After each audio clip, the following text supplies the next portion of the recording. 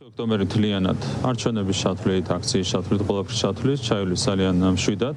კიდევ ერთხელ გაიმეორებ, რომ თავარია არავინ არ იფიქროს კანონის დარღვევაზე.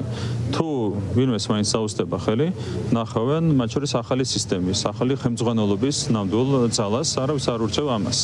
რეალურად თუ ვინმეს აუსდება ხელი კანონის დარღვევაზე, ყველა დაინახავს ძალოვანი სტრუქტურების ახალი მენეჯმენტის ძალას. ეს არის ჩემი მოგრძალებული რჩევა, რომ ხელი არ წაუსდეთ.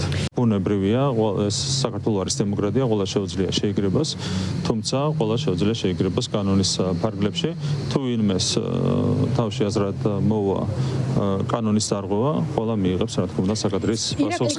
რეალურად ეს ყველაფერი არის დაფინანსებული უცხოური სპეცსამსახურების მიერ, როგორც ეს მოხდა იგივე მაიდანის შემთხვევაში. თქვენ გახსოვთ, ხოლმე სპეცსამსახურები აფინანსებდნენ მაიდანს და მე რით გაგრძელდა ეს ყველაფერი უკრაინისთვის, ხო? დღეს უკრაინის სახელმწიფო არის ჩამოქცეული და ორი ომი გადაიტანა მას შემდეგ, სწორედ უცხოური სპეცსამსახურების მიერ დაფინანსებული რევოლუციის შემდეგ უკრაინა.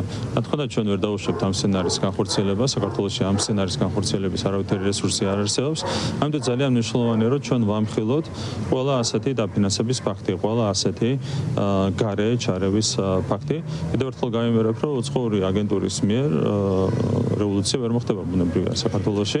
ამას ჩვენ არ დავუშვებთ, ამისათვის გვაქვს ყველანაირი რესურსი.